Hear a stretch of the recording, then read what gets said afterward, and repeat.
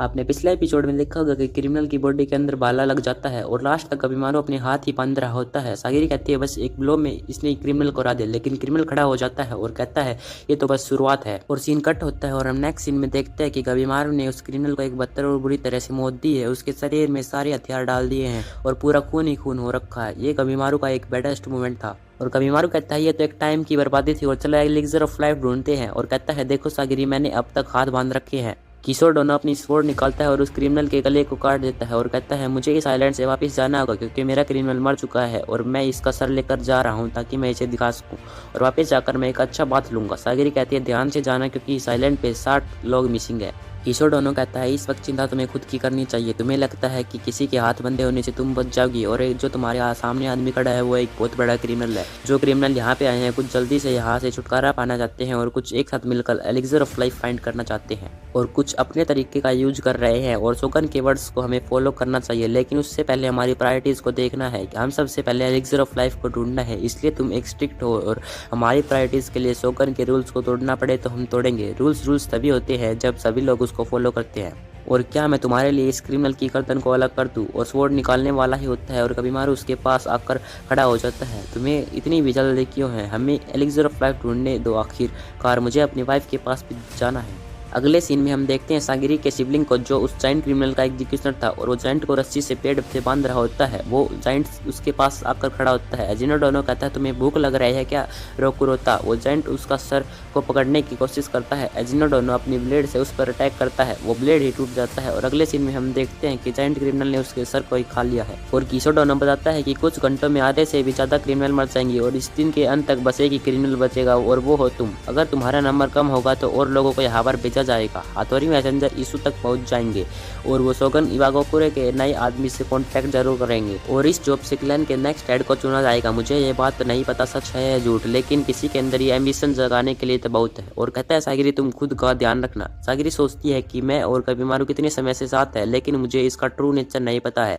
वो ये बात सोच ही रही होती है तब कविमारू उस पर स्वॉर्ड से अटैक कर देता है। इतने में ही सागिरी अपनी स्वॉर्ड निकाल कर बच जाती है। कविमारू उस वक्त सोचता है जब चीफ ने उसके माता पिता को मार दिया था। चीफ कह रहा होता है कि इनको पहले ही कह दिया था कि बच्चा होते ही विलेज को छोड़ दे और कहता है कविमारू इनको करीब से देखो, ये कमजोरों को, पेरेंट्स और बच्चे के बीच का प्यार तुम्हें कमजोर बनाएगा। अगर तुम स्ट्रांग भी हो जाओगे जब भी तुम किसी को नहीं बचा पाओगी और उनको भी जिनको तुम बहुत करीब हो। कविमारू सागिरी के साथ फाइट करने लगता है लेकिन पहले सागिरी उसके अटैक को डिफेंड कर लेती है, लेकिन वो कहती है मुझे मारने से रूल्स का वायलेशन होगा। कविमारू कहता है तुम्हारा बड़ी किशोर ने क्या कहा था, ये सबसे पहले अपनी प्रायोरिटीज देखो और अगर इवागोकुरे के लोग यहाँ पे आए तो पूरे आइलैंड पे तहलका मच जाएगा और ये मेरे लिए बिल्कुल भी अच्छा नहीं होगा।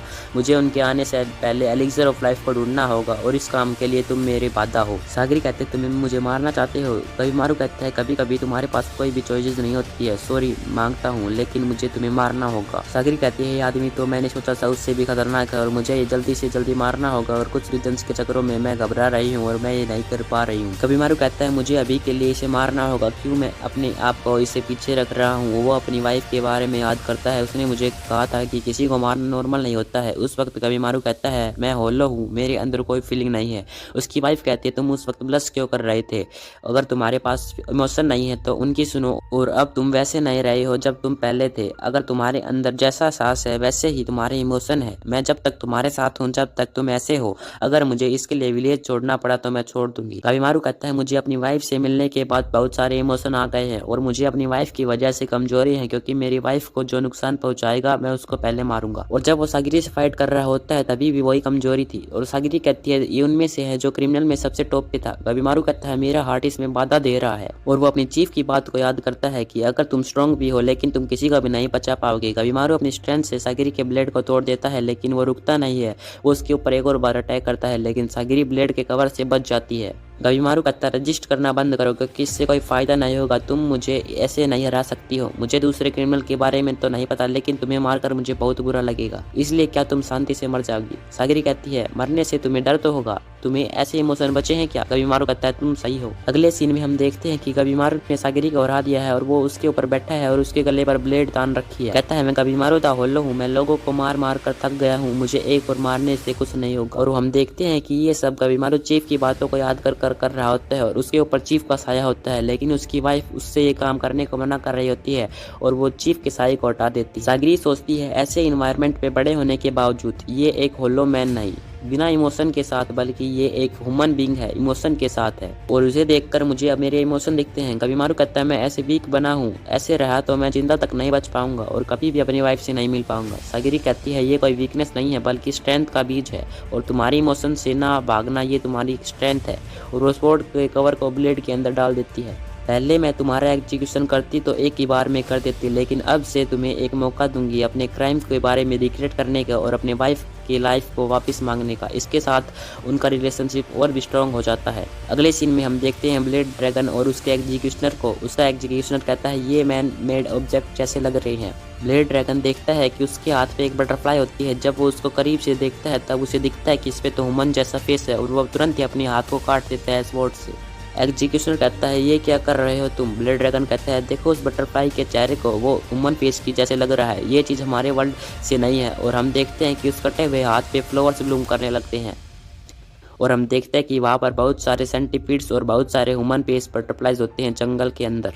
ब्लेड ड्रैगन कहता है ये तो बस शुरुआत है। हम देखते हैं कि वहाँ पर एक बड़ा क्रीचर जाग उठा है जिसका फेस कुछ अलग सा ही दिख रहा है। इसी ट्विस्ट के साथ एपिसोड खत्म हो जाता है। अगर आपको यह एपिसोड जरा सा भी अच्छा लगा हो तो इस वीडियो को लाइक करें और ज़्यादा से ज़्यादा शेयर करें।